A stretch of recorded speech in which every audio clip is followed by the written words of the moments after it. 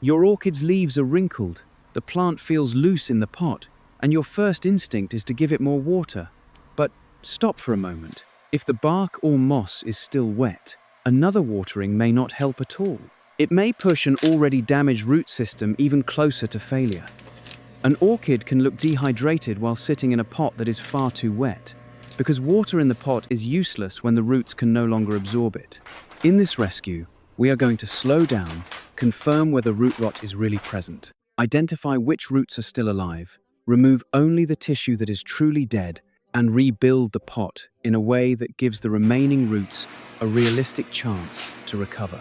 Before you water again, there are 3 questions you need to answer. Is the center of the pot still wet? Are the roots firm or soft? And is the base of the plant still healthy enough to support new growth? Start with the orchid exactly where it is. Do not pull it from the pot yet. First, lift the clear inner pot out of any decorative outer container. Many grocery store orchids are sold in a clear plastic pot placed inside a ceramic or metal cache pot. That outer pot may look beautiful, but it can hide standing water. After watering, excess water may collect at the bottom, keeping the lower roots wet long after the top of the bark appears dry. If you find water there, pour it out immediately. Standing water does not guarantee root rot, but it is a warning that the roots may have been sitting without enough air. Now, feel the weight of the inner pot. A recently watered pot feels noticeably heavier than one that has dried. If the pot is still heavy several days after watering, the center may be holding more moisture than you realize. Next, examine the growing medium. The surface can be misleading. Bark on top may feel dry, while the center remains damp, especially when the pot contains a tight plug of sphagnum moss around the original nursery roots. Gently press a wooden skewer or clean finger near the middle of the pot if you can do so without damaging the roots. If the material below the surface is cool and wet, the orchid probably does not need more water. Smell the pot as well. Fresh bark has a mild woody smell. Old, decomposing medium may smell sour, stale, swampy, or fermented. That odor suggests the mix is breaking down and holding water unevenly. Decomposed bark also collapses into smaller particles, reducing the open spaces that allow air to reach the roots. Now check how firmly the plant sits in the pot. Hold the pot steady and gently touch the base of the orchid, not the leaves. A healthy, established orchid usually feels anchored because living roots grip the medium and the sides of the pot. If the plant rocks freely, it may have lost many of those roots. A loose plant does not prove root rot by itself. A recently repotted orchid can also move. But when looseness appears together with wrinkled leaves, wet medium, and dark roots, the pattern becomes more concerning. This is why diagnosis should never depend on a single symptom. One yellow lower leaf may simply be aging. One brown root may be stained by bark. One soft leaf may reflect temporary stress. Several warning signs together tell a much clearer story. Look through the clear pot and study the roots you can see. Healthy Phalaenopsis roots are not always bright green. When dry, many healthy roots look silver, grey, or pale. After watering, they often turn greener as the outer layer absorbs moisture. Some may be tan, cream, or lightly stained and still be functional. Color alone is not enough. What matters is whether the root still has structure. A living root usually looks full rather than collapsed. A rotten root often appears dark, flattened, hollow, or water-soaked. It may look like a loose sleeve around a thin inner string. Do not cut anything yet. The most important decision in this rescue will be based on firmness and integrity, not on whether a root looks attractive. Before removing the plant, check the leaves and the center of the orchid. Wrinkled leaves tell you the plant is not maintaining enough internal moisture, but they do not tell you why. The cause could be a genuinely dry root system, heat stress, very low humidity, or roots that have rotted and can no longer transport water. Look at the crown, the central point where the newest leaves emerge. It should feel firm and should not contain standing water. Check the base where the leaves connect to the short stem. Black, wet, soft tissue in this area is more serious than root rot alone because damage may be moving through the core of If the crown is firm and the stem still contains healthy tissue, the orchid may have a better foundation for recovery, even if many roots have been lost. Here is the key idea.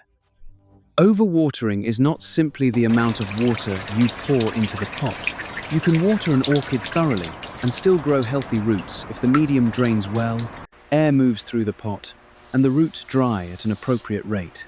The real danger is prolonged wetness around roots that also need oxygen.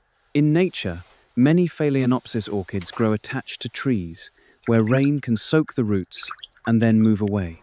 In a home, old bark, compressed moss, a large pot, cool temperatures, weak light, and a sealed decorative container can keep the root zone wet for far too long. As oxygen becomes limited and root tissue deteriorates, the plant loses the very structures it needs to absorb water. That is how an orchid can become dehydrated in a wet pot. This also explains why watering again can make the leaves look worse instead of better. The extra water cannot repair roots that have already collapsed. It only extends the time that the surviving roots remain wet. If you respond to every wrinkle by adding water, you may create a cycle. Damaged roots absorb less, the leaves lose more firmness, you water again, and more roots decline. Breaking that cycle begins with observation, not with another drink. Once you understand that, the rescue becomes much more logical. The goal is not to force water into the plant. The goal is to protect any functioning roots, remove material that is decomposing, and restore a balance of moisture and air. If several warning signs are present, prepare a clean work area before taking the orchid out of the pot. You will need clean pruning scissors or small snips, a towel or tray for the old medium, a clear orchid pot with drainage holes, and fresh orchid bark or another suitable orchid medium. The new pot should not automatically be larger than the old one. Its size will depend on how many healthy roots remain after cleaning. Wash your hands, clean the work surface, and sanitize the cutting tool. The purpose is not to create a laboratory. It is simply to avoid carrying decaying material from one cut to another. To remove the orchid, support the base of the plant and gently squeeze the sides of the clear plastic pot. This helps release roots that are pressing against the walls. Do not pull the plant by its leaves, and do not twist the crown. Tip the pot slightly while supporting the root mass with your other hand. If roots have grown through drainage holes, work them free slowly. A root may need to be sacrificed if it is trapped and already dead, but do not tear healthy roots just to remove the pot quickly. If necessary, cut the plastic pot rather than forcing the root system through a narrow opening. Once the orchid is out, begin removing the old medium a little at a time. Shake away loose bark first. If the roots are wrapped around a compact plug of moss, tease the fibers apart gently. Wet moss can cling tightly, so patience matters. Do not strip every tiny piece from a healthy root, if doing so would damage the velamen. The purpose is to expose enough of the root system to assess it and to remove material that is sour, decomposed, compressed, or staying wet. As the old medium comes away, notice where the damage is concentrated. If the roots near the outside are healthy, but the roots in the center are soft, the core of the pot may have remained wet much longer than the surface. If the root system is coated in fine particles and you cannot judge its condition, you may rinse it gently with clean, lukewarm water. Use a soft stream, not high pressure. Rinsing is a tool for visibility, not a requirement to scrub every root until it is spotless. Do not soak a badly damaged plant for a long period just to loosen the last fragments of moss. A short rinse can also reveal whether a dark area is merely stained or whether the velamen is actually breaking down. After rinsing, let excess water drain so you can feel the roots accurately. Wet roots are more flexible, but rotten tissue will still feel weak, slippery, or hollow. While the roots are exposed, check for more than rot. Cottony white clusters may indicate mealybugs, and small hard bumps attached to leaves or stems may be scale insects. Pest damage does not cause every case of root rot, but a severely stressed orchid can have more than one problem at the same time. Isolate the plant from other orchids until you understand what is happening. Do not spray several products at once. Multiple treatments can add stress and make it difficult to know which problem is improving. Address the most urgent issue first. Remove decaying tissue, correct the root environment, and use a targeted pest treatment only when pests are actually present. At this stage, the roots may look chaotic. They may be stained, bent, pale, green, brown, or partly flattened. Resist the urge to make them look clean and perfect. An orchid does not care whether its roots look beautiful. It cares whether they can function. This is where many beginners remove too much. A silver root is often simply dry. A brown patch may be an old injury. A root can be ugly and still useful. Before you cut, test every questionable root gently between your fingers. Firmness tells you more than color. A healthy root usually feels solid, rounded, and resilient. The outer layer, called velamen, should remain attached to the inner core. When dry, it may feel slightly papery, but still full. When moist, it may become greener and more flexible. Keep these roots, even if they curve awkwardly or carry stains. Also keep aerial roots that are firm. Aerial roots may not fit neatly into the pot, and forcing them downward can crack them. They are still valuable living tissue. If an aerial root naturally rests near the opening, allow it to remain there. The second group includes roots that are damaged, but not necessarily dead. A root may have a dark spot, a scrape, or a section that was pressed against the pot. It may be firm above and below the damaged area. It may have a living green tip. Do not automatically cut the entire root. If most of its structure is intact, keeping it may preserve some water-absorbing capacity. You can remove a clearly dead end while leaving the firm section attached to the plant. Think in sections rather than judging the whole root by its worst-looking point. A truly rotten root feels different. It may be mushy, slimy, hollow, or flat. When you pinch it gently, the outer layer may slide off and leave a thin, thread-like core. Some rotten roots collapse with almost no pressure. Others smell unpleasant. These roots are no longer helping the plant, and decomposing tissue can remain wet around healthier tissue.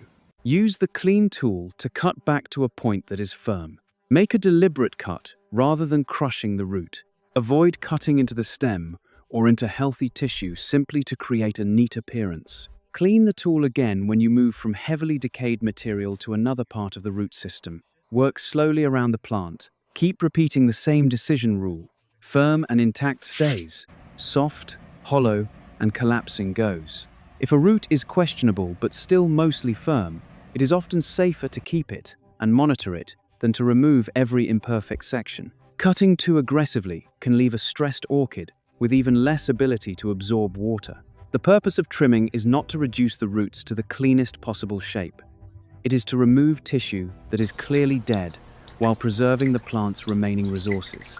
You may hear advice to pour hydrogen peroxide over every root, coat the roots with cinnamon, or soak the plant in garlic water, rice water, or another homemade rescue mixture. None of these replaces the central work of removing dead tissue, discarding decomposed medium, improving drainage, and correcting the watering pattern.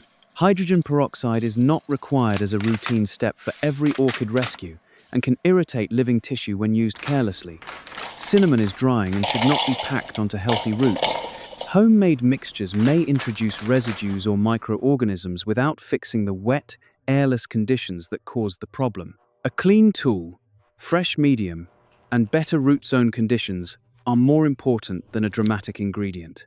When the roots are cleaned and trimmed, inspect the short stem and crown again. Feel for firm tissue. Check whether any black or soft area continues upward into the center of the plant. Root rot and crown rot are not the same problem. An orchid can lose many roots while the crown remains healthy. That plant may still be capable of producing new roots if enough living tissue remains. But if the crown itself is soft, foul-smelling, or collapsing, the situation is more serious. Do not promise yourself that repotting alone can reverse deep damage in the center of the plant. The honest goal is to identify what is still alive and protect it. Count quality, not just quantity. 1 or 2 firm roots can be more valuable than a mass of hollow roots. If the orchid has several living roots and a firm crown, you have a reasonable basis for repotting.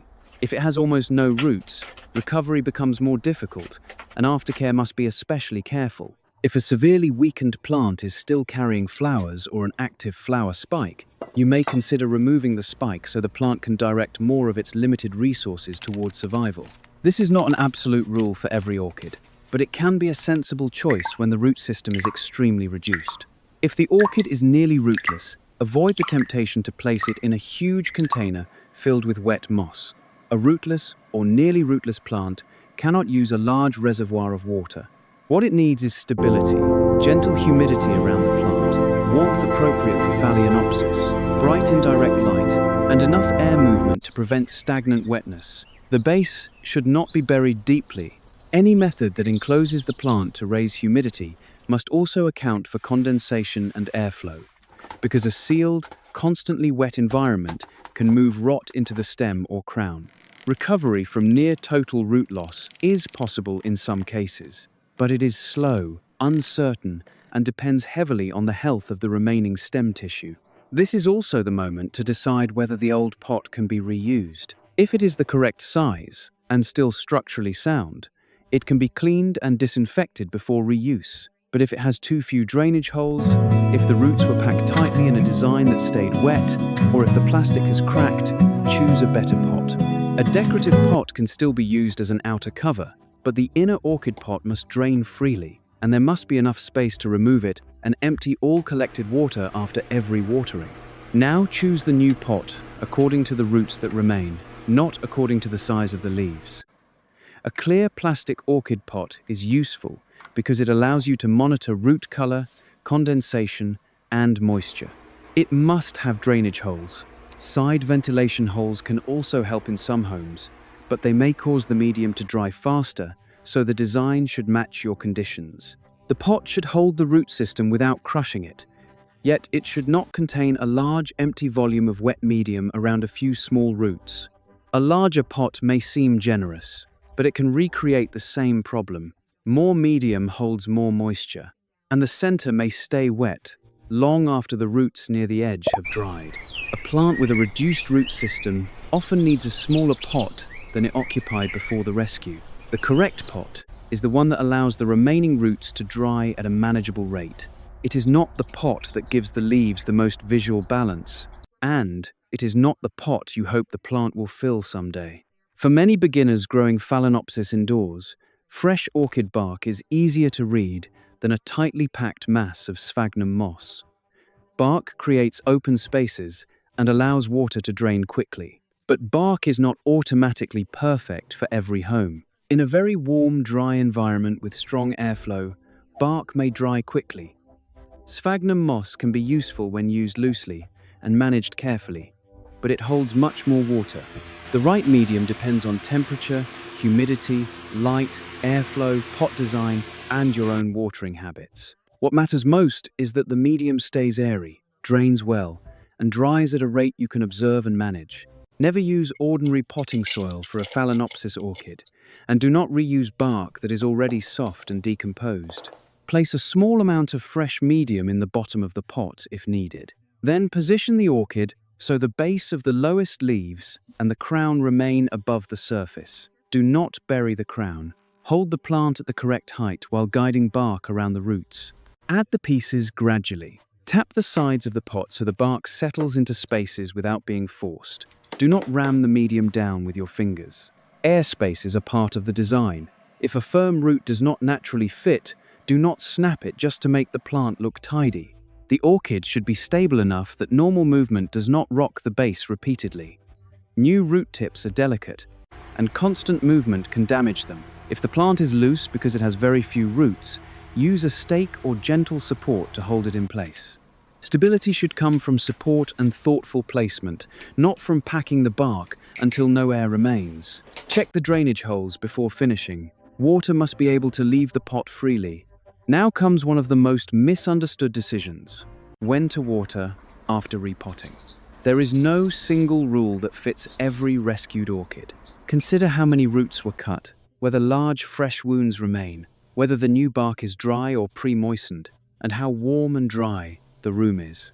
A plant with many fresh cuts may benefit from a brief period that allows those surfaces to dry before a thorough watering. while an orchid with mostly intact roots in very dry new bark may need moisture sooner. The safer principle is to avoid both extremes.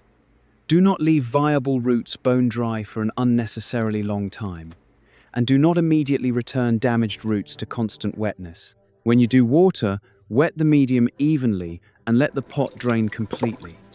Never leave the inner pot standing in water inside the decorative container. After drainage stops, empty the cache pot before returning the orchid. Do not water again because a certain number of days has passed. Check the roots, the weight of the pot, and the moisture in the center. In a clear pot, roots that are becoming silver and a pot that feels lighter can be useful signs, but they must be interpreted together with your indoor conditions. The top layer alone is not enough. Keep water out of the crown. If water collects between the leaves, blot it gently. Place the orchid in bright, indirect light. Do not put a stressed plant in harsh, direct sun to make the pot dry faster. That can overheat the leaves and increase water loss at the exact moment the root system is least able to replace it. Avoid a strong air conditioning vent or heater blowing directly onto the plant. Gentle airflow around the pot is helpful, but the goal is fresh air, not rapid dehydration. Light is part of the watering equation. In brighter, indirect light, a healthy orchid generally uses water more actively than the same plant sitting in a dim corner. In low light, the medium may remain wet longer, and the plant may have less energy to produce new roots. That does not mean moving a damaged orchid directly into strong sun. Make the change gently. Choose a bright location where the leaves are protected from intense midday or afternoon sun through glass. If the growing area is dark, improving light gradually may help the plant use water and support future growth. Temperature also changes drying speed. A pot that dries safely in a warm room may remain wet for too long in a cool room. Seasonal changes matter. The same watering interval that worked during bright summer growth may be excessive during darker winter conditions. This is another reason a calendar cannot make the decision for you. Check the orchid each time. If the root zone is still damp, wait. If the roots are becoming silver, the pot is lighter, and the center of the medium is approaching dryness, it may be time to water thoroughly and drain completely. Humidity can reduce how quickly leaves lose water, but high humidity cannot replace functional roots. It also cannot compensate for saturated medium. A humidity tray may slightly influence the immediate area, but the bottom of the orchid pot must stay above the waterline.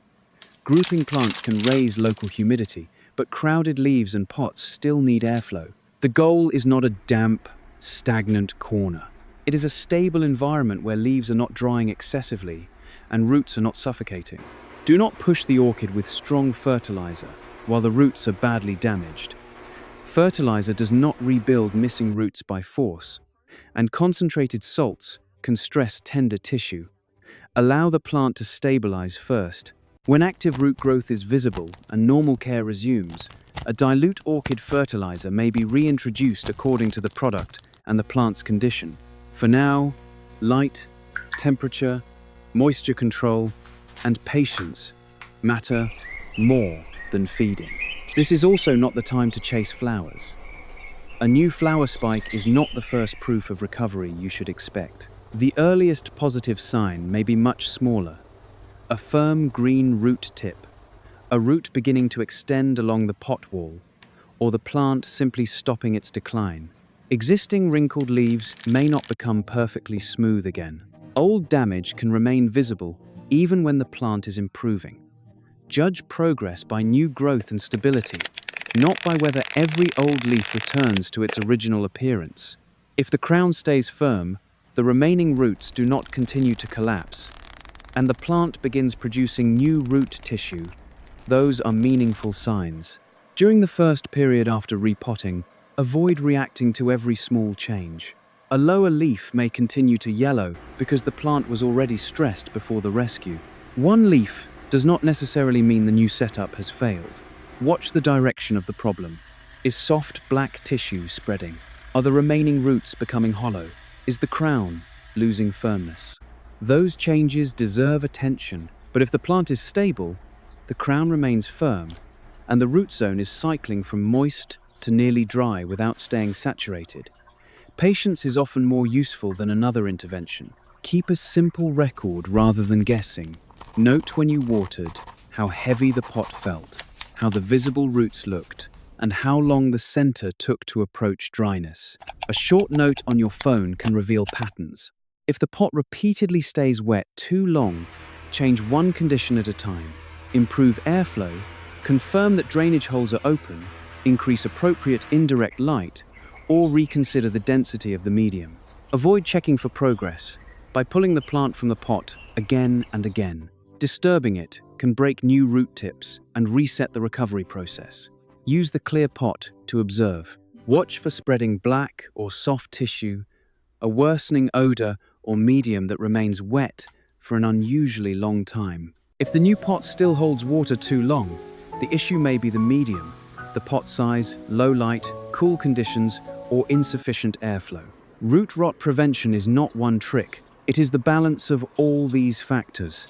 The habit that prevents many repeat cases is simple. Check the orchid in front of you, not the date on the calendar. Two orchids in the same room may dry at different rates because one has more roots, a different pot, or a different medium. Summer light and winter light change water use. Air conditioning and heating change humidity. A fixed weekly schedule ignores all of that. Learn the weight of the pot when wet and when nearly dry. Learn how the roots change color. Learn how long the center takes to dry. Let those observations guide you. Today, this orchid is not magically healed. Repotting does not erase the stress already stored in the leaves, and trimming roots does not guarantee survival. But the plant is no longer trapped in decomposed, airless medium. The roots that were clearly dead have been removed. The living tissue has been protected. The pot now drains, the crown sits above the medium, and the remaining roots have a better balance of moisture and air. That is what a real rescue looks like at the beginning. Not instant flowers, but a safer environment and a realistic chance to grow again. Remember the 3 decisions that matter most. First, never assume wrinkled leaves automatically mean more water.